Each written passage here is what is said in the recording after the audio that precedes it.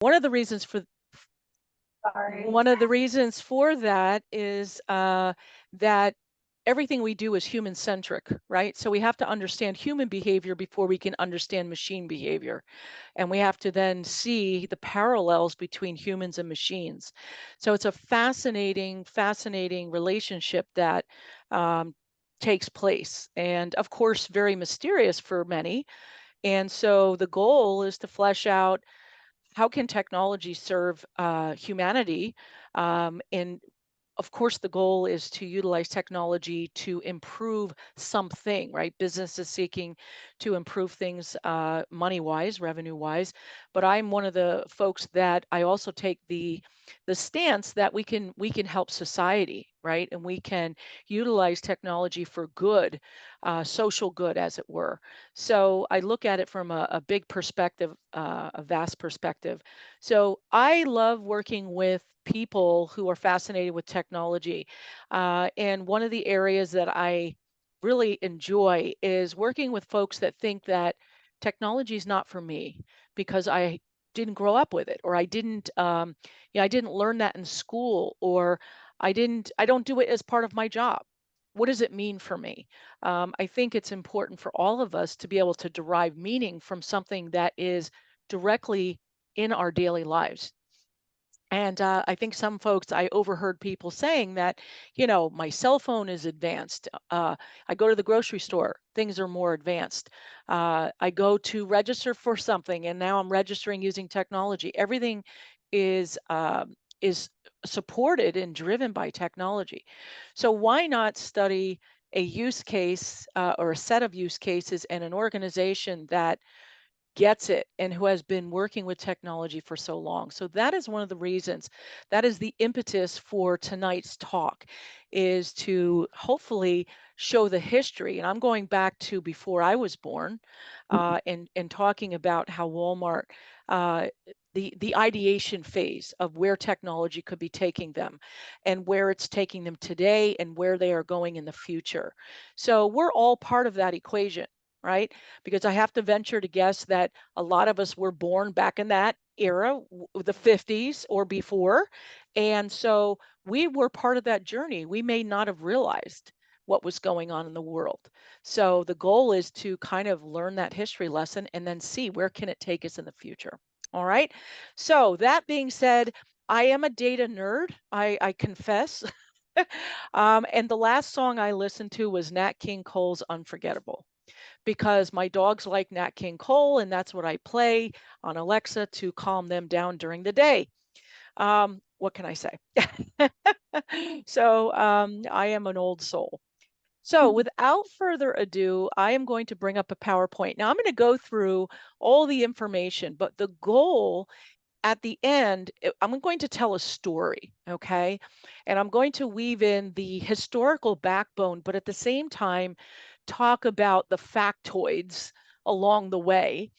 And I'm sure that as I'm talking, you're going to think of questions. So, what I would love everyone to do is write down questions that you might have so that we can entertain those for the Q&A at the end. I think it would be we can have a rich discussion and just talk about things that maybe the presentation jogged in your mind, or thoughts that you have for paralleling it to either your current work situation, your retirement situation. It is highly relevant. So I would like to, have those discussions. So make some notes as I'm talking, and we will get started. All right. I am going to go ahead and share my screen with you. And of course, technology, always a fun time. All right. And let's go into slideshow mode. All right. So tonight's title, of course, is AI as the Perception of Data: How Walmart Became Number One from the Ground Up. So before I move forward, I want to talk about perception. My doctoral dissertation involved perception. Perception is what we perceive as human beings. So our input that comes into our sensory capacity, whether we hear it, we see it, and such. So perception of data is very meaningful, but it's subjective. from the human point of view. Now, perception of data from the machine is something totally different, but it is input on both sides. I receive input into my eyes, the machine receives input via the conduit that we're ingesting the data. So we as humans and machines can talk to one another. I know, robots, right? So we're going to talk about how Walmart realized this, all right? So the agenda for tonight, and it's going to be a relatively short talk, is to talk about the latest trends in retail industry in general, the history of Walmart, the adaptation and growth that Walmart has gone through, how they've stayed ahead of the curve and utilize their growth mindset and practice. Again, think of yourself as a human being. You can make parallels to how you stay ahead of the curve using a growth mindset and practice as well. The adoption of AI in retail in general, and how they went from an experimentation phase to a scalar implementation and growth phase, which continues today. And then the challenges and responses to those challenges and the future of AI for Walmart's story. So there's a lot to unpack here, but it's all good. So, what are the latest trends in retail industry? And I know a lot of you are going to recognize it. For one, the image on the screen is, of course, Aldi, right? We all know you have to put the quarter in the slot to be able to get the cart to go in. How cool is that? That's like old school, right? So I predict one day you'll have a way of registering your key card so they'll know it was you that took that cart.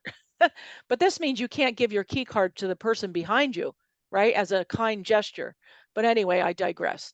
Um, so the latest trends is reduced foot traffic in physical stores. Now, some of this is due to COVID, some not. Some folks prefer not to go into the grocery store. Maybe their schedule is such that they can't. But that's one of the trends that they're seeing. An increase in online shopping with apps like DoorDash and Instacart and such. People are starting to see different possibilities for shopping as we know it. Changing customer behavior. So customers are becoming more savvy in how they utilize technology. They want convenience, they want flexibility. And so they're seeing the benefits of adopting a different behavior in their lifestyle. And some of the things that they have chosen to do, I'll talk about in a minute. Increased costs for everyday groceries and staples. I think every one of us can relate with this. It doesn't matter if it's a loaf of bread or a gallon of milk, a head of lettuce, for gosh sakes, right? These are all things that have increased, and the economy has changed into an inflationary kind of state. So, how do we support our customer? That's something that all retail entities are thinking about. So, traditional retailers have migrated or transitioned from a traditional, single channel strategy, who they source their product from, to an omni-channel strategy. And the goal is to provide a seamless experience from physical to digital environments. We don't want it to feel like the physical store and the online app that we use are separate, right? If I make a purchase using my telephone, my mobile phone, to, let's say, Publix, which is a store down here in Florida, I want to be able to walk in the store and still see my rewards, right? Or my coupons. I don't want a difference in between that, right? So it has to be seamless. It has to be easy and basically not appear like I'm in two separate environments, even though I am. Retailers also see the need to leverage customer data to improve their operations. So everything we do in the store is monitored. Okay. So most people will sign up for, let's say, the preferred shopping club, or, the rewards that a grocery store provides. Why? Because they get a discount. They might get buy one, get one free. Well, that's a way that a retailer can keep track of what your likes are and what your preferences are and what prices you are likely to buy the product at. So they're able to mine that data very carefully. So from Wikipedia, and there's other sources that have this, this is the Fortune Global 500 list of 2023. Walmart is ranked number one. All right. Then you have two energy companies, and then you have Amazon, which is number four. Okay. And then, of course, you have some petroleum companies. You have Apple as a technology company, Shell, and then the United Health Group. Wow. So if you look at the prevalence of petroleum and energy, a very sliver slice of technology, and then you've got retail and internet services and retail. Wow. One wouldn't have thought that that would be the top, right, of this particular list, but it is. Walmart historically has been able to be the revenue driver at Forbes and other entities' top lists. So the question is, how do they stay on top? What do they leverage? How do they stay there? So the only way we can answer that question is to go back in time. So in the 50s, Walmart's journey started with Sam Walton, as you probably know, and Sam experimented with different concepts related to retail. Basically, you know, had some ideas, ideation was key, and eventually led to the purchase of a variety store in Bentonville, Arkansas. This is where everything started, and this basically set that foundation. Now, this was back in the 50s. So think about it. An idea happened back then. And today, that idea persists. So, what we're talking about is a visionary, someone who, when someone said you're crazy or no, that's not possible, said, I disagree, and respectfully so, right? I'm assuming, right? But they had an idea and they decided to push it forward. So the opening of the first store was in 1962 in Rogers, Arkansas. And Sam's vision was to offer branded merchandise at low prices. They focused on, suburban and rural communities who wanted a bargain, who wanted a deal when they were shopping for their families. Rapid growth was experienced and expansion in the 60s, from 67 to 69. And Walmart at that point had grown to 27 or 24 stores in Arkansas, boasting 12.6 million in sales. So in the end of the 60s, they began, expanding outside, moving into states like Missouri, Oklahoma, and in October 69, the company incorporated in Delaware. In the 70s, they started public trading, and their stock was trading at a market price of $47 in 1972. So their growth has continued, and by 1975, they had expanded to over 125 stores and employed more than 7,500 people. So definitely a growth mindset led to these changes in a very short span of time. You're looking at basically a decade of growth, right? So in the 80s, technology came about, and Walmart started introducing computerized inventory systems to what they were doing. This allowed them to improve their efficiencies of its supply chain and inventory management.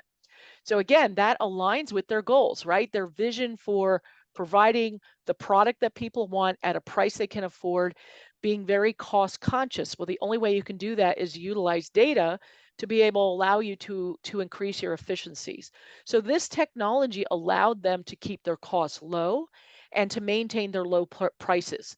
So this is unheard of when you compare Walmart to other stores. All right. Now, in that same time frame, they also adopted POS, which is point of sale. So we've all seen those scanner devices where you scan the UPC and then the system looks it up, and basically that's your cash register. Well, that was all the rage. The other thing, in addition to being an early adopter of barcode scanning, is EDI. Now, EDI is an acronym that stands for Electronic Data Interchange Technology. What this allowed them to do was issue purchase orders to their vendors, the manufacturers, and what have you, very easily using simple data scripts going back and forth. And that allowed them to quickly buy in volume, get the price that they were looking for so that they can then flip that product retail wise at a price that people could afford. So that is something, there's a lot of power in being able to utilize that technology. So the adoption of POS in the late 80s or 70s rather, and throughout the 80s helped the company improve its operational efficiency and customer service. Now remember, all of these things are data driven tools, right? But we're not talking AI, we're just talking data, which is superbly relevant.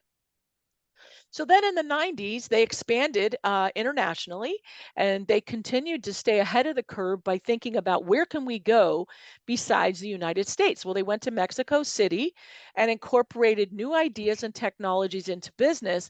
And so they're thinking about, well, territory shouldn't be, relevant. We should be able to offer this idea to many people in different areas. So they took technology, used that systemic approach to basically look at how can we expand geographically and move our retail operations upward and outward, somewhat scaling.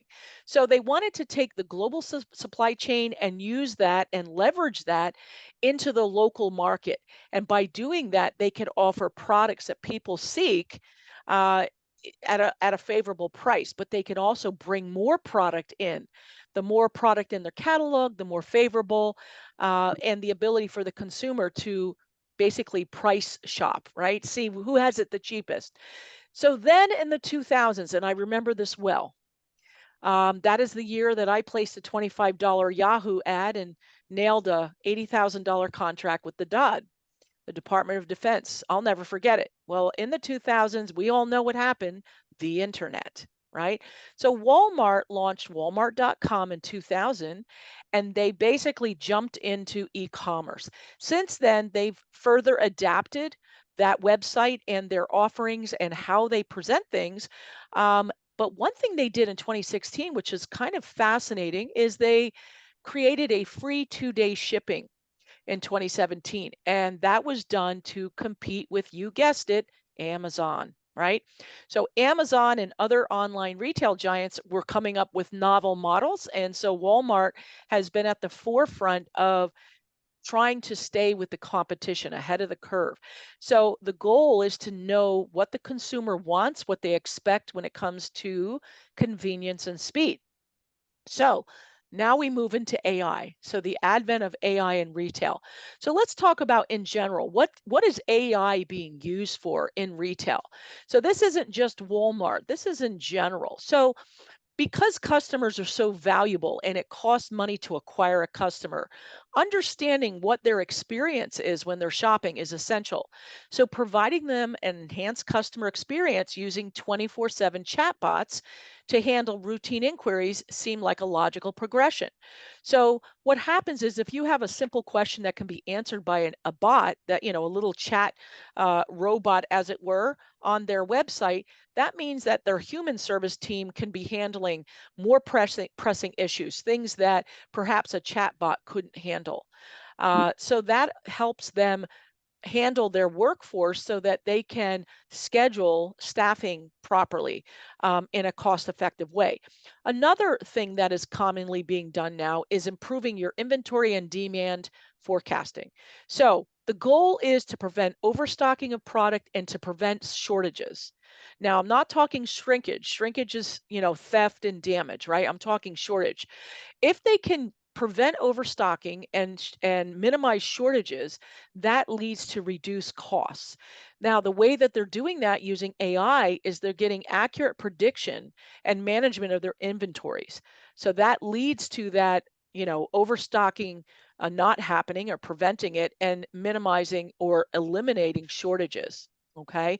So prediction is typically done with machine learning and AI models. So, by being able to predict with certain assurance, certain statistical probability that certain things are going to happen, so inventory is going to be running out, or inventory will be depleted in the schedule that we create, or inventory will be adequate and available.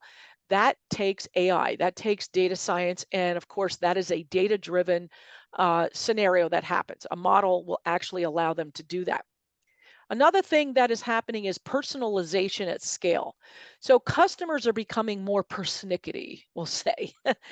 They want what they want when they want it, right? And they're cost conscious. They are feature conscious, feature aware. So by analyzing customer data, they can, and I'm talking in general, retailers can provide custom recommendations. They can offer promotions just in time. So, for example, when you're looking at a product online, they can see that and say, Let's give them an offer that they can't refuse, right? Let's promote them and give them, buy one get one free, a coupon, something that will enhance the likelihood of converting that sale. Um, Also, the digital experience can drive customer loyalty. So when a customer feels that they are given a bonus, they're given, some kind of you know, and the impetus for shopping, right? They like to be treated well, and they will engage in a system that treats them with, proper customer service and kindness, right? So that's that personalized touch that retailers are figuring out customers want. Now, operational efficiency is something that has to happen without saying. AI is what's supporting the logistics management systems. It allows the optimization of inventory, the optimization of staffing, distribution, and delivery in real time. The other thing to consider is that when you've got all of these trucks and planes and trains bringing all this product, how do we know that that product's going to arrive when it needs to? That's a logistics management system, making sure that everything is optimized and that entire supply chain is able to meet the goals in an efficient manner. That's something that AI will allow the retailers to determine. Yes, it's going to happen. No, it's not. This is what we need to do to mitigate. But AI is what supports that.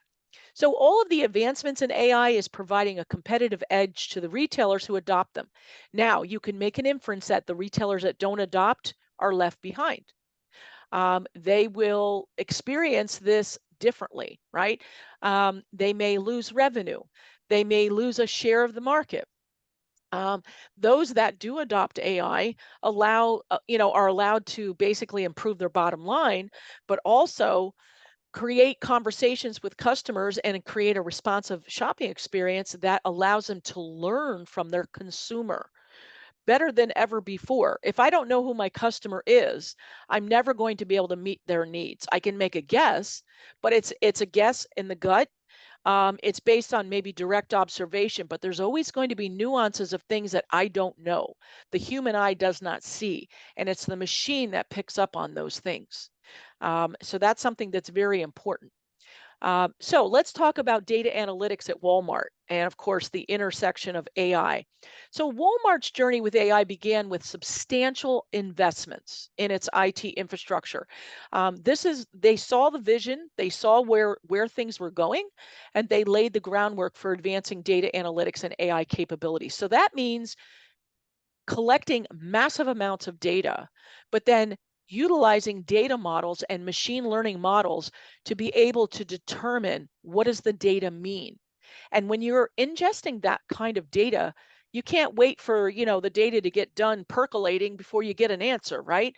So that's where AI is able to go in and use that data and look at patterns and bring back observations that the human eye would not be able to do as quickly as AI. So before Walmart actually took a deep dive into AI, they focused on bringing the largest data warehouse to fruition because they recognize the importance of data. This allows them to analyze their transactions and inventory in an effective manner and set the stage for a more sophisticated AI approach and application. Without managing your data in an effective way, you're never going to be able to benefit from AI and any data science. So you've got to think about the systemic approach to this problem, right? So, what Walmart did is two key things. They established a pilot project named Walmart Labs, and this was basically to explore what AI could do, work with machine learning and data analytics technologies so that they could learn it and determine how would we utilize this to stay at the forefront of retail. We want to be innovative, so they adopted this to facilitate and drive that innovation. So they started with the pilot projects to learn from AI, but doing it in a controlled environment. This is essential. You don't learn about AI in production. You bring your data sets into the lab and you basically tune the AI so that you do it in a safe way. You don't want to harm your customers, you don't want to harm your production environment. So these projects that they did were focusing on different pillars of improvement. They wanted to improve supply chain logistics. They wanted to optimize inventory and how they manage their inventory. And they wanted to enhance customer shopping experiences using personalization. Having those three core pillars, which again loop back to their strategic plan, they asked themselves the question, how does AI factor in? And that's the great thing. Remember, they didn't have all the answers, but they knew to ask questions. They knew that they did not know everything they needed to know about AI. And I think a lot of you are in that same boat. They were willing to say, you know what, we're going to test some things, we're going to pilot it out. We might fail, but we learned from it. And that's the mindset. That's a growth mindset. So they believed in their ability to learn. So basically the goal was to scale upwards and outwards using those goals that I just stated. So one of the first major applications of AI at Walmart was in optimizing its supply chain and logistics. So they used algorithms and they tuned algorithms that allowed them to forecast demand. And when you forecast demand, you're basically saying how much of this widget are customers going to want this month, you know? And you're not looking in a crystal ball. You want some kind of data driven response to that because otherwise you're going to buy too much or be short, right? So you have to be able to utilize the technology and the AI to statistically predict with some certainty at 80% or higher that this is highly probable. It's highly probable that we'll have enough, and it's highly probable that we won't run out, and that they will want what we're bringing in. That's the other piece. The same thing was done with their routes and optimizing their routes. Again, there's always a shorter way to take your trucks. Trucks are expensive to run. So they wanted to know, well, what routes are the best routes? We've got trucks, we've got fleets all over the place. How do we know how to dispatch and manage that route? um, that's where optimization comes in. And it involves building scenarios and basically marrying that to the demand for a given warehouse based on inventory, and then saying, well, it would be best to take this truck this direction, this truck in that direction, and so on and so forth. Again, AI is supporting that. And then lastly, automating the warehouses with robots to streamline operations. So robots are able to pick product from the warehouse. Robots are able to bring the product to the specific area in the warehouse, and so on and so forth. So let's talk a little bit about customer experience. So Walmart also focused on using AI to improve customer experience both online and in store. And AI is basically going to follow the customer through the store. But I don't want to scare you by saying that. But if you have let's say you have a customer rewards card, or you have their app and you're scanning different barcodes and QR codes in different aisles, well, they know that you're looking at different products. So they know that you're interested, that you're considering it. They can perceive those clicks, and they can then make inferences about what your goals are. So that's how they marry that to their AI powered assistants and chatbots for handling any customer inquiries. They know what you recently looked at, they know what you recently clicked on, they know basically what you are thinking about. And that's not to say that they're spying on you. It's something that's done in a favorable way. Otherwise, they wouldn't accomplish their goal of improving the customer experience. So the impact of AI on Walmart's business model, they have observed a significant increase in online sales. They have taken their AI inventory management system, and they have allowed for the company to strategically take holiday items and spread them across their distribution and fulfillment centers, optimizing the entire shopping experience for customers. What does this mean is when it's holiday time, you can find it at Walmart at a price you can afford, and you know that they're going to have an adequate supply. So that's where everybody flocks Black Friday and Cyber Monday, right? And the other thing is for online grocery orders, and I'm one of those fans. I tell you, I'm one of those fans. Walmart's deep learning AI was able to create tons of variables for consideration in their analysis, and they were able to determine the next available item when let's say item is low. So I buy soy milk, right? That's something I drink. Well, sometimes it's short on stock. So it'll tell me that it's low on stock, and they'll suggest a reasonable substitution, and I can opt in for the substitution or not. Well, how do they know what to offer me? Well, since I'm vegan and plant-based, they're not going to offer me regular milk. They know to offer me something that's plant-based because they've learned who I am as a person.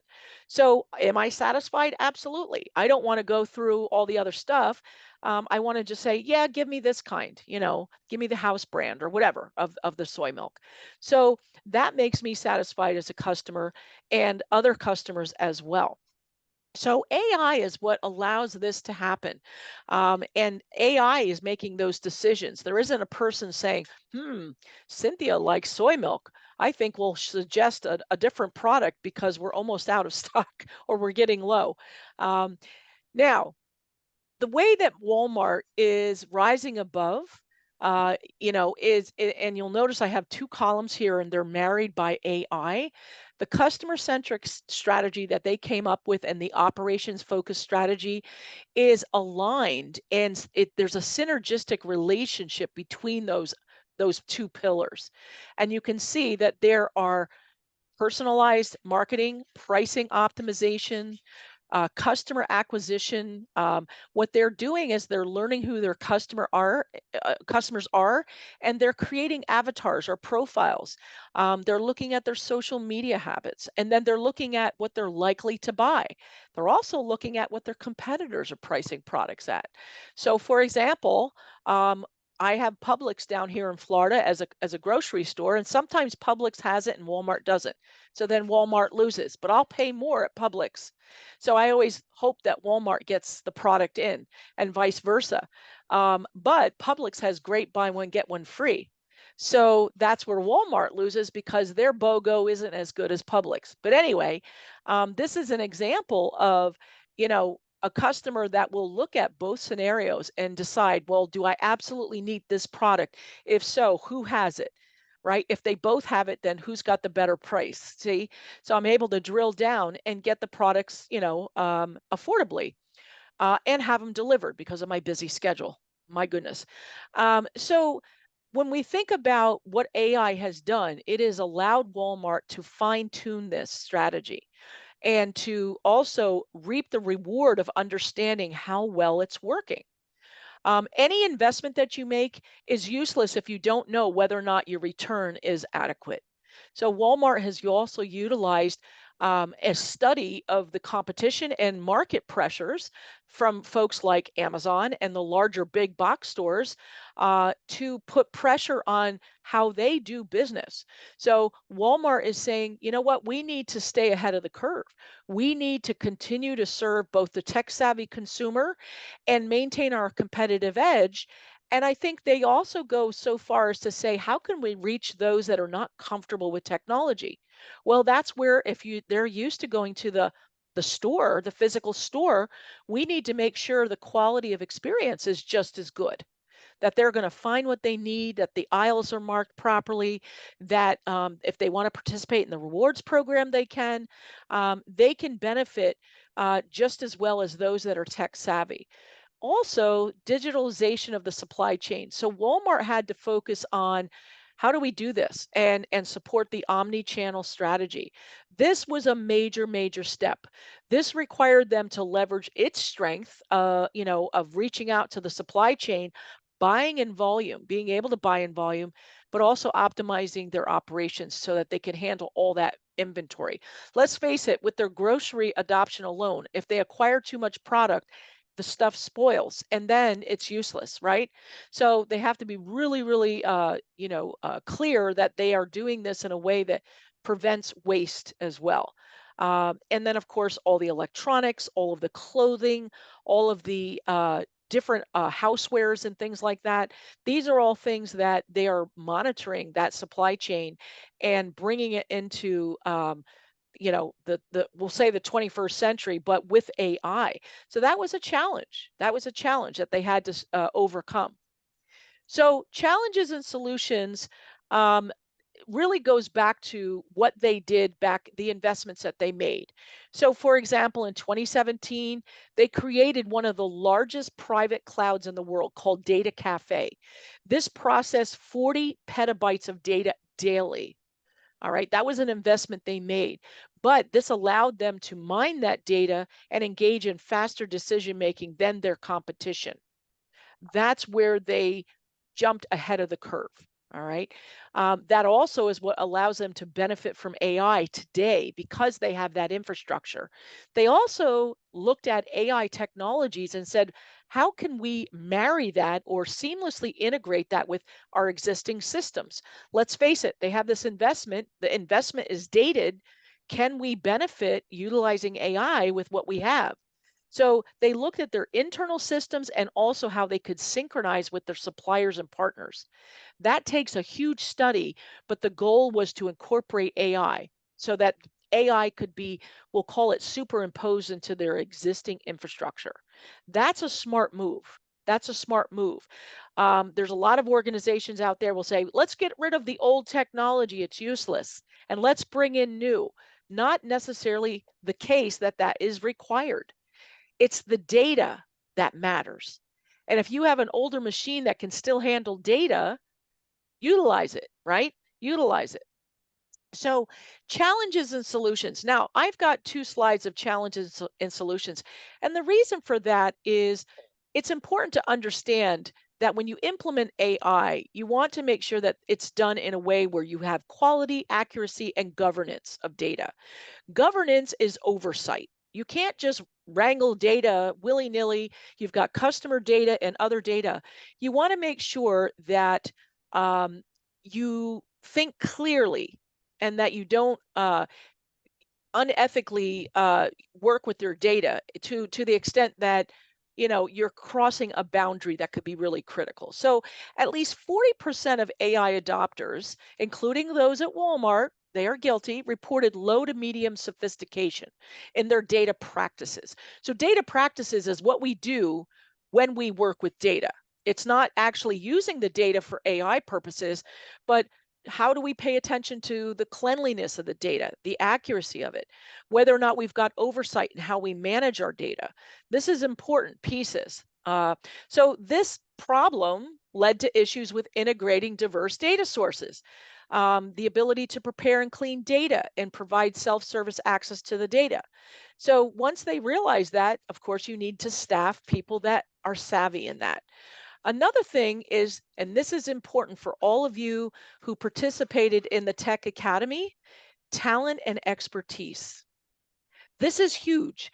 Finding the right talent and expertise to manage the systems and the data value chain is a considerable challenge. It will continue to be a considerable challenge. So many organizations, including Walmart, do struggle with the aspect of AI adoption that's tied to the human component, just getting enough workforce. All right. So this is something that's important. Not only is there a lack of skills, but there's also a lack of just dependability. Are they going to show up to work? Are they going to stick with the job? Are we going to train them and then lose them? Those are pieces that are very valid. And again, anyone can learn about technology. Anyone can learn AI and data science. It's how we approach it. And that's what's really important. So this is an important aspect, challenge that they experienced. The other two challenges, and again, I took the top four, is a cultural shift in employee adaptation. So you have to adopt a data first culture across the organization in order to utilize data effectively. It has to become your focal point because data is essential. It needs to drive everything that you do. In order to derive value, that's how you're going to justify and make a business case for your investment, right? So, in order to derive value from anything AI, data science, or what have you, you have to think about the why. Why do we need to become a data first culture? What does it mean to be a data first culture? And that goes from Walmart all the way down to any organization. All right, this is essential. The other thing is ethical AI and bias reduction. So The important thing is selecting the right data to reduce or eliminate biases in the AI models. This is a concern. In order to prevent AI from failing and rendering unanticipated results, we have to make sure that the machine is learning from data sets that it can learn properly from. If we feed it data that we tweaked and introduce our own biases, what's going to happen is the AI model is going to take on those biases. So, what would be an example of a bias? We might assume that only people who live in this area like vegan food.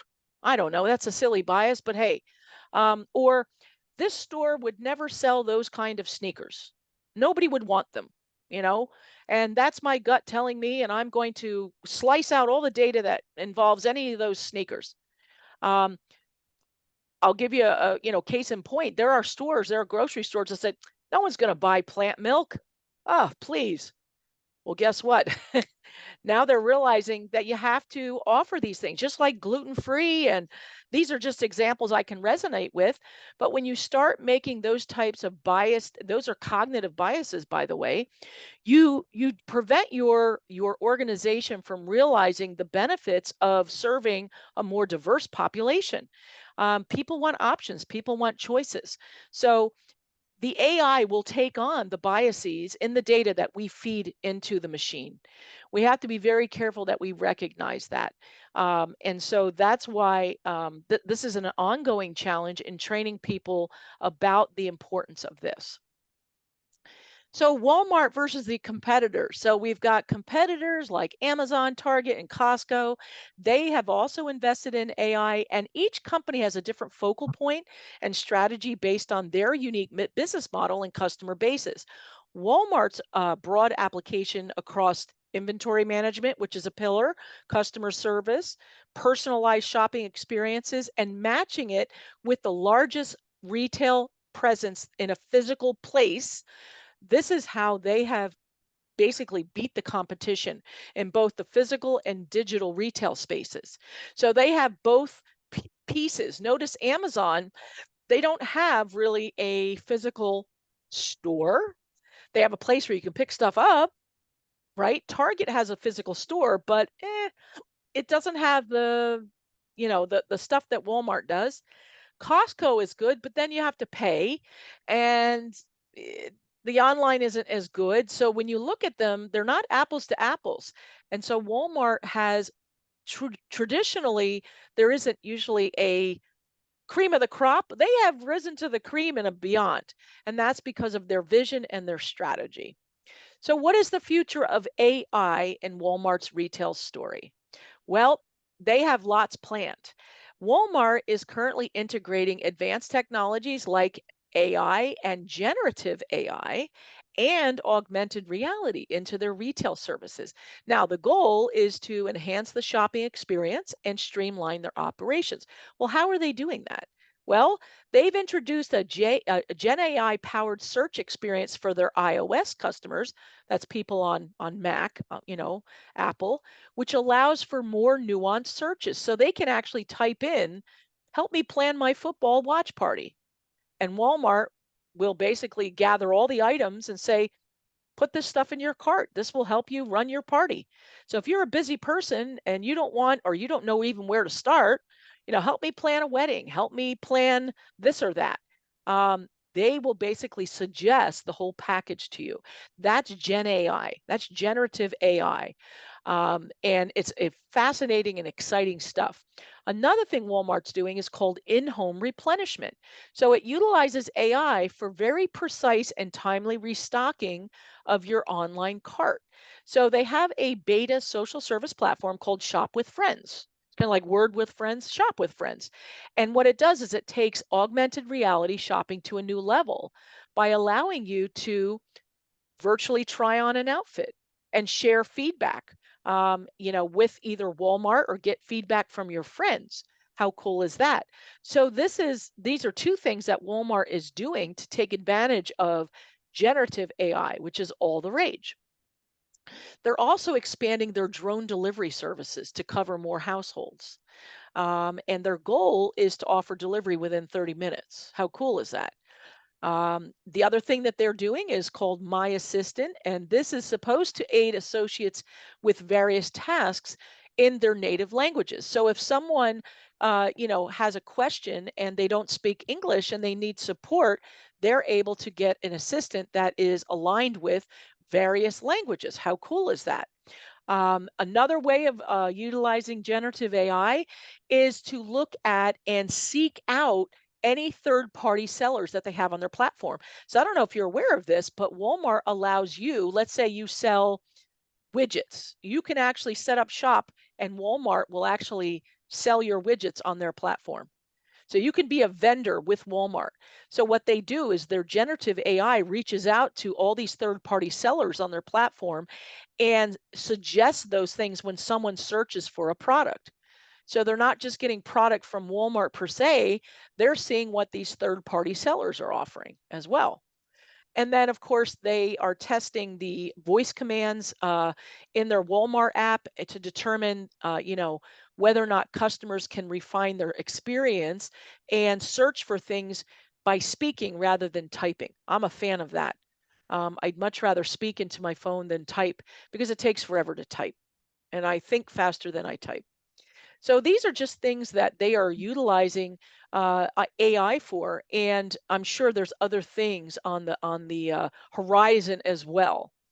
Okay, that was a lot of stuff, a lot of stuff. So, do we have any questions? I'm sure there's a lot of things you're pondering. AI just drives us unconsciously in a manner that we don't even realize. Yes, yes, absolutely. As a scientist, I can say I'm superbly fascinated. AI parallels to the human brain and how the human brain works, the network in the human brain. What is very interesting, however, is that AI can see patterns that the human brain cannot. And that's scary, but interesting at the same time, because where this comes into fruition is seeing disease that perhaps the doctors don't see, seeing possibilities that perhaps the human eye doesn't perceive.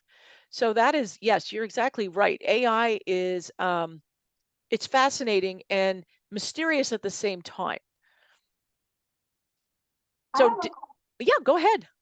you mentioned like health and disease and diagnostics. Do you have any examples of the AI being used in that? Yes. So forgive me. I just watched a news story 2 days ago, and I don't remember if it was. I think it was cancer. Um, they were able to see the AI. I say they. The AI was able to see changes at a cellular level. Okay, so we're talking images here that the doctors were not able to perceive uh, using, traditional radiography. Okay, so MRIs and other types of scans. So the AI was able to see cellular changes that were positive. And what they were looking at is the response to certain I'm going to call it chemotherapy, some kind of treatment. Okay. So, whereas the doctors might have perceived that the treatment was not working, the AI was able to disagree and provide evidence that it was working. The problem is the pattern that is representative of progress was at such a level, a cellular level, that the researchers didn't pick up on it with the traditional data that they were looking at. And forgive me, I don't remember the exact story, but it was just out in the news recently. When I heard that, again, I said to myself, that's cool, because if Yeah. we can help people with sickness who are told that I'm sorry, but your treatment's not working, how wonderful is that? To me, that's whole new territory. So that's one of those stories that gives me hope. It also ingrains in me, when I started to get into technology, I said I will always use it for good. That's something that is exuding in goodness because it's giving people hope. It's giving them, a positive step in a forward direction, whereas they might have been told that, your treatment's not working. This is what you need to do as a next step. Thank you. You're welcome. Yeah, we have someone here has a question. Yes. So in the vein of talking about balancing benefits, et cetera, you've made the case quite well, the business case quite well for why Walmart would go so heavy into AI. But I'm wondering if you could perhaps discuss the potentials, the real potentials for exploitation that these systems have, especially in terms of the collection of personal data, as well as the ability to leverage power against vendors when wielded by a company that has the income that rivals nation level wealth. Absolutely. And I'm so glad you brought that up. So that goes back to the data governance that I was alluding to. There's got to be ethical business practices when you utilize technology, but AI lends itself to the propensity to exploit at mass. Okay, so we're talking scalar data acquisition, we're talking scalar utilization and acquisition of personalized data. So privacy of the consumer is very important. It's always important that when you do collect data that the customer is aware that they've opted in. There's certain practices in the industry that need to be followed. There's also regulation and compliance, and this parallels to cybersecurity, which I also teach. But there is anytime you work in an industry where you are accepting credit cards and you are doing this, you have to demonstrate compliance. So you are audited on a regular basis. That being said, would a cybersecurity expert be able to determine that exploitation occurred? There are patterns, and again, we go back to behavior. There are behavioral patterns that defy the norm. So there's an expectation that this is normal commerce, right? We'll call it normal commerce. We should then be able to compare that to a scenario that is not normal or that is suspect. I would venture to guess that oversight from a government point of view, there's some catching up that needs to be done. So when there is a lack of oversight or understanding at the federal level, it will trickle down into the states and then on a local level. So that is something that a lot of the thought leaders in cybersecurity are bringing to Congress, bringing to the federal government to wrangle with. That means they have to allocate resources to this. They also have to gain an understanding of the implications of not engaging in oversight, because it could be used in a nefarious way. Absolutely. Absolutely. The other thing to think about is monopoly, monopolistic behavior, right? So at what point does it legally meet the definition for a monopoly? And at what point does a retail giant like Walmart violate that ethical behavior? And I think that those definitions are not fully fleshed out at a legal level, because our legalese just doesn't have that. The statutes don't fully align with what we can do. I hope that answers your question, but yes. I think someone else had a question here. So we were talking about like Walmart, like how important it is that Walmart, collects data in a way that's like respectful. How could Walmart prove to me that they don't collect data about me? Well, there's so let's use this example. So Walmart has an app on your phone. That app goes directly to their website. So there isn't a pure app on your phone. It actually goes directly to their website. So when you set up an account, you're opting in, and I'm sure there's fine print that everybody reads, right?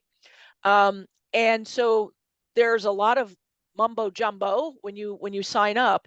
And then you can either decline certain things and what have you. But the question becomes, is there ongoing monitoring?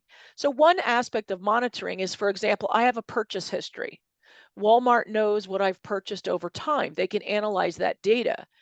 I've opted in for that. I haven't opted in for them to be as intrusive as to access my local computer, right? Can I determine whether or not they are accessing it? I could. The likelihood that they are is slim to none, though, because there's nothing of benefit here. But Well- like you said, they're like any technology company. More people are opting in for things that perhaps they don't realize what they're opting in for. And I think it's important for them to be educated. By checking this box, this is what this means. And if you Sure. say yes today, you should be able to say no tomorrow. I agree, but the question is like, how could I tell, right? So like, what if they were tracking my cell phone around the store, right? And oh, it's not actually attached to your, right? They don't reveal that information to me. I would have no way of knowing that. So is that Correct. how you prove it's unidentifiable? Well, no, you could have like a third-party system, but the third party would have to be reliable and they'd have to look at all of Walmart's data. Well, and here's the thing, as a consumer and as someone that understands technology, there are ways of, you could shut down your phone completely. That kind of disserves you because you want to scan the coupons. So they got you, right? In order to scan the coupon, you have to have data services turned on, right? And you have to be on a network, and you're probably on their public network, which is not secure. So then hopefully you have a VPN on your phone like I do. In some cases, if you have a VPN, they don't let you access things because they see you as coming from a different country, because it takes you to a different route. So there are ways as a consumer to protect yourself, but it's not perfect. And I agree that is a valid concern. If you have Bluetooth turned on and they have Bluetooth beacons in their shelves, they could track you that way too. Right. So these are, RFID technology, same thing. Or even just camera footage. Pardon? Even just security camera footage. You don't need to do anything. Correct. And now the other flip side of it is, they'll say, well, we're surveilling the store because we want to prevent shoplifting, right? So that's why we have the security cameras. But again, they have facial recognition. So now they've got your face, and that could be utilized in a whole host of nefarious ways. So once they replicate your face, now they could replicate facial recognition, and there's a lot of biometrics being utilized in different apps. So you're exactly right that this is something to be concerned about, to ask questions about, most definitely, because data is data, whether it's a picture or it's data that's on a phone. It's all valuable. It has value, right? And in an AI technology centric world and the world of deep fakes, they could impersonate you if they have your face, which they could get from a security camera. So you're correct. This is definitely something to think about. And it's definitely something to factor into your understanding, is what does it mean to be a consumer in today's world? In today's world, yeah. You could have traffic cameras take your picture at a stop sign. You could be walking down the street and there's cameras taking your picture. And they're keeping track of where you were at a particular time. And what really scares, some folks is that temporal plane, the timestamps. And then they look at the frequency of that. Now they know your daily habits. So these are all things that, yes, you are correct. It's important to recognize these things as being possibilities and considerations. If we didn't, we wouldn't be responsible. Mhm. I think that the use of AI to describe a human intelligence that's being incorporated today, and what you're describing as a business enterprise, is essentially nothing more than data mining and data analytics taken to a very enhanced degree, like as if we were using quantum computers. Yes, you got it. One of the dangers is if we begin relying on this, we're going to end up in a lot of trouble because, for example, there was a self-driving car in Phoenix, Arizona a few years ago, ran over a woman, was supposed to detect people in the walking in this driveway or walking in the street. And when they analyzed what had happened, why she was run over and killed by a self-driving car that is supposed to have the intelligence to recognize that problem, they found out that what was wrong was the data. Yes. Program, the data was bad. What they had done is they had trained the model. the automobile's software only with people in crosswalks. Boy. So because she wasn't in a crosswalk, it didn't recognize her as an impediment to continue driving, and it ran her over and killed her. That's a case of bias. That's an excellent example. Exactly. So there was an assumption that only this is necessary instead of looking at the totality of the contextual scenario that they were working with. They were thinking linear, which is a thing that I tell my students not to do. And so there's a classic example of where bias was introduced and subsequently a tragedy occurred. The model is technically not at fault because it learned with data that was biased. It was constrained. And you know, I'm not creating a personification of the model. In other words, it's not human. But if we look at it from a logical perspective, the model can only learn with that which we feed it. If we feed it biased data, it will learn biased habits and subsequently make biased decisions, which will have potentially a negative impact. And that's a classic example. Now, I'm going to take it one step further, though. Given the resources and the knowledge of the company, I hold them at task. You can't feign ignorance when you've got that kind of talent and you're paying them that kind of money. So it begs the question, why? I would challenge them. Why? And as a tech person, I will never say I'm perfect, but when something like that happens, I will say, on what planet is that possible? Because it just defies common sense. Well, it brings up the basically the idea of reliance on this artificial intelligence. It has been, I mean, it's been used medically for years, all right? But we didn't call it artificial intelligence. We just called it extremely elaborate databases that did comparisons for us based on the information we fed into it, not the word artificial intelligence. Artificial intelligence today is being used, I think, too graciously, okay, for data mining and data analytics. Well, I agree and I disagree to some extent. I do understand what you're saying because I know that a lot of times people will call it artificial intelligence when it's DM, it's data mining and analytics. It's classic. It fits that classic model. So they assume they're utilizing artificial intelligence when in fact they're not. Artificial intelligence functions at scale. You mentioned quantum computing. So artificial intelligence has to access data that is massive in size in order to benefit from those patterns.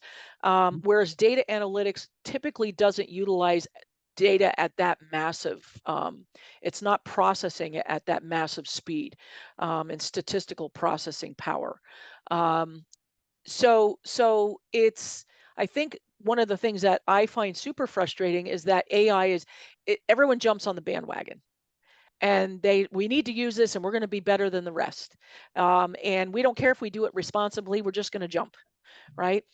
That's something that with any adoption of technology is problematic at best.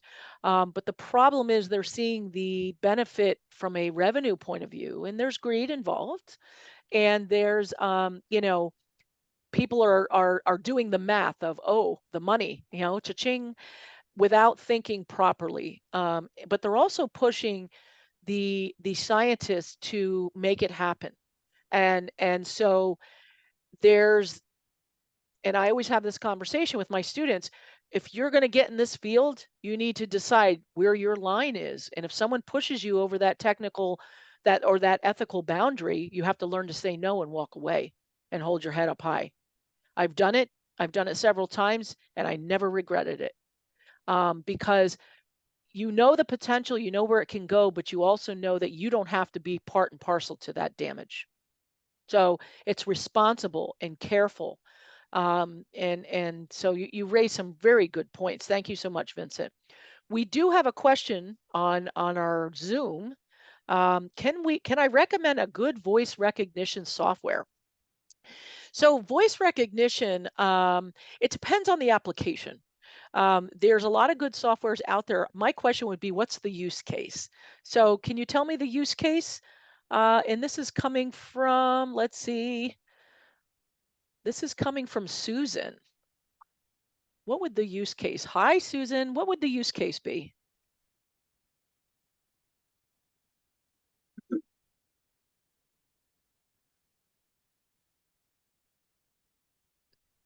That's a really good question. Voice recognition, by the way, for those that so dictating and writing. So Dragon Naturally Speaking is a great software. If you're using it for that purpose, I would recommend that highly. Their adoption of AI technology has, we'll just say that their accuracy and being able to recognize different cadence and things in the voice is quite astonishing. So I would highly recommend that. So I hope that helps answer your question. I would second your confession. Yes, I've been using yes, it for years. It's wonderful. it is. It's a great tool. And again, all of these, I'm the type that can it transcribe what I said? If it can, because remember, when you're looking at qualitative, like sentiment analysis and things of that nature, and you want to record something, you want to be able to transcribe it accurately. And that's how you learn about the qualitative aspects of conversation, right? So that's something, and then you can use natural language processing and have a blast with it. So yeah, definitely. So does everyone understand? I'm going to stop sharing this because this big question's on the screen. It's kind of silly. So does everyone understand what AI is? Is anyone mystified? Is anyone still scratching their head saying, well, wait a minute. So what is this AI? So one thing to think about is if we feed us a machine enough data, and that machine understands the variables in the data, it can look for patterns and derive insight. That insight is intelligence. Insight is basically seeing patterns that are frequent, relationships between variables. But just because there's a relationship between variables doesn't mean it's meaningful. What that then intelligence can do is say, this has statistical significance. So now we can weed out the wheat from the chaff, right? We can say this is relevant and it has meaning with statistical significance, therefore we pay attention. And this is minutia. We can get rid of the scruff. So that's where artificial intelligence helps. But it all involves, every single bit of it involves, and this is probably one of the most important things I'll say today, a trained human element to work with that data, to feed it into the model. The model has to be built, it has to be tuned. You don't just set it and forget it. You have to monitor the results, and you have to consider every step of the way. There is a workflow. It's not just plug and play and walk away. So it's not necessarily automated where there's no benefit from having a human element in the room. At every curve, there is the need for the human element. And the biggest need would be to override the machine if it's wrong. And unfortunately, there are folks out there that feel it's the inverse, and I argue not. The machine can always be wrong. The human can also be wrong, but it can recognize that it is wrong because. And so that's something really important. That's why AI has to be part of all of our conversations. It's not the panacea, it's not perfect. It's something that should be factored in. Let's face it, if folks are using AI to make decisions about where they place folks in the hospital, or who gets the treatment, who doesn't, who gets the resources and who doesn't, it starts creating this categorical divide because the machine said so. it would be foolish to just set that and forget it. Because untouched, unchecked, it could be dangerous. So we have to recognize that, but it can also be superbly beneficial if we treat it with kid gloves. Can I offer you a little joke? Absolutely, as long as it's rated G. A computer was asked, which timepiece should it buy? A broken stopwatch or a watch that lost a few seconds a day? Mm. The decision the computer made was to buy the broken watch. And when they asked it how it came to that decision, it said, well, the broken watch will be correct twice a day. Almost losing a few seconds won't be right until it's 120 years. Ah, but if it has a predictable offset, I can work with that. Yes, yes. Isn't that fascinating? But Oh my God. go ahead, Nicole. Do you have something? No. Okay. You know, my thing with you know what you said with the reality of the AI inclusion into Walmart and whether or not it is Intrusive. intrusive, and also if we can prove that it is offending us. The thing is, my question is this: if Walmart is already a large mogul and there's no competitor for Walmart, how can you really compete with it if it's the only person of its kind, if it's the only species of its kind in the market, you know? Yes. Well, you would have to do it better. So think about it. You would have to scale above and beyond, but you would have to have the vision and the implementation. So just having resources isn't the key.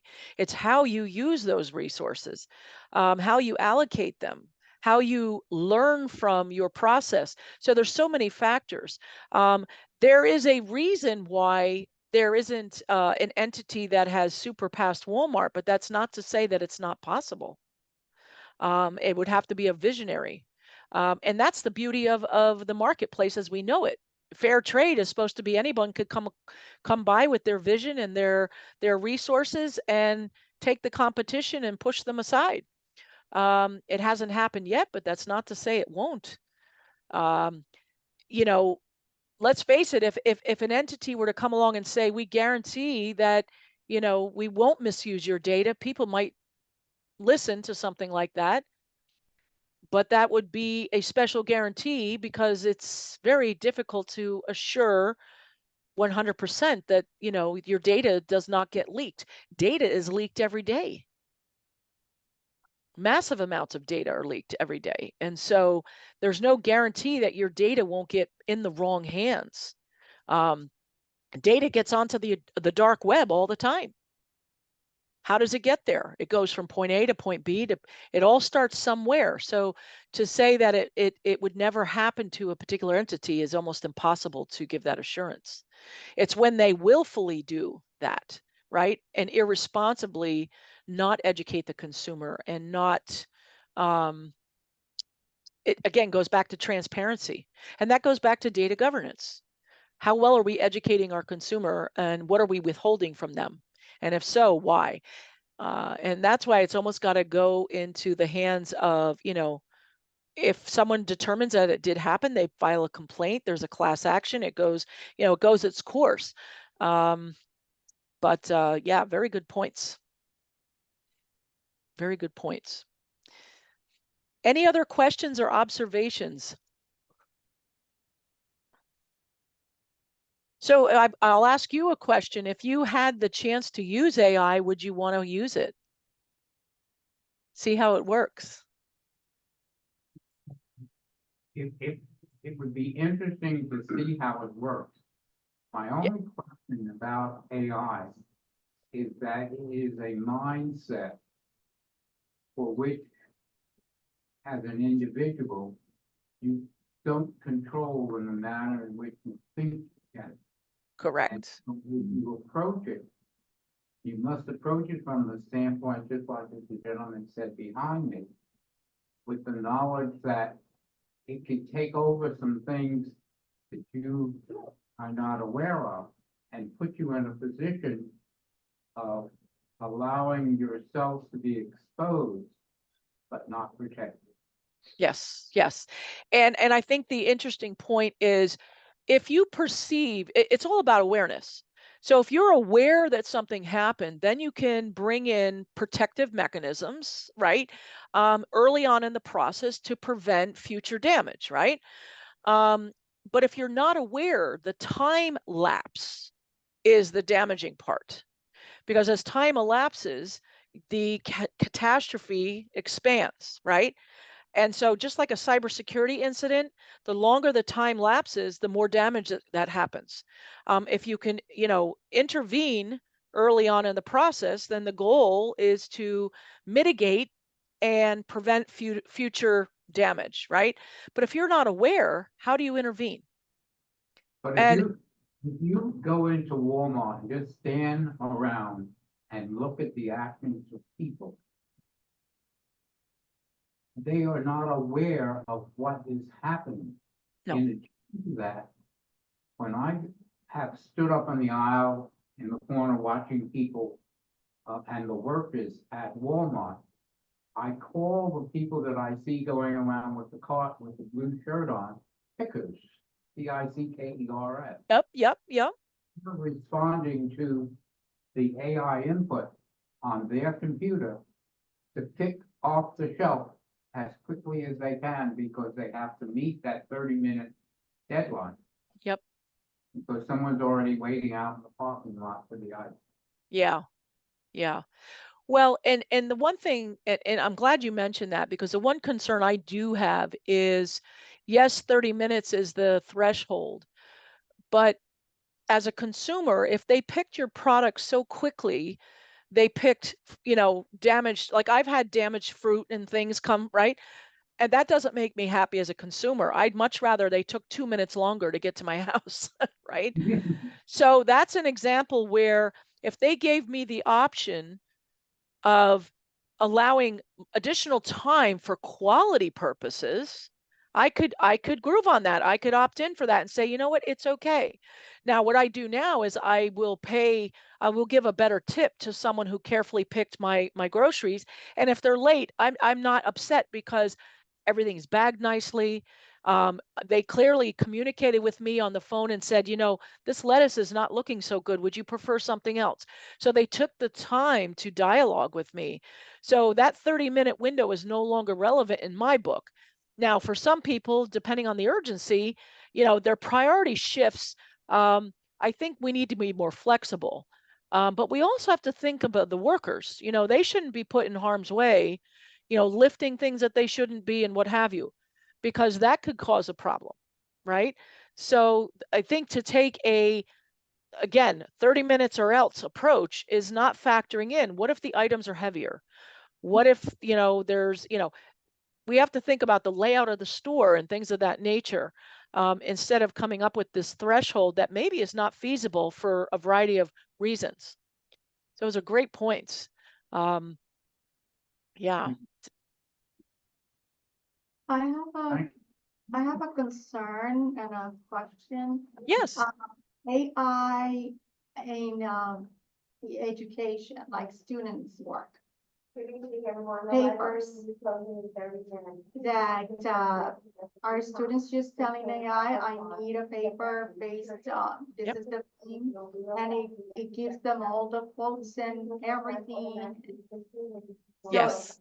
So I'm jealous, like I have to write my papers for days, and work so Yes. hard.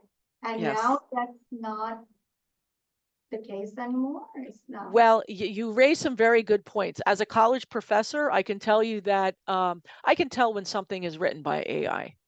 I can see personality. I can see the student in their writing. Just like I teach programming, I can see it in their code. I can tell them where they came from. I can see things, but I would say that the student doesn't understand means end approach. They don't understand that the beauty of being able to write your own paper, that's where the learning is. It's not about the grade. It's not just, I wrote the paper, end of story. That's a binary outcome. I wrote it or I didn't write it. What did you write? What parts of you did you put into it? That's the value. That's the value. It comes from self. That's why intellectual property is so valuable, because it emanated from someone or a team. You know, that's what the value is. And I think we have to educate students that it's not about just getting the paper done. It's Right. about contributing to something, and you have value. Because think about it, when they say to AI, write my paper for me, they're saying I don't have enough value. Mhm. I'm not good enough. It's going to do it better than me. And I I will tell, you know, I will tell you that's a very dangerous place to be, because they see themselves as being substituted by machine. Right. I overheard this pastor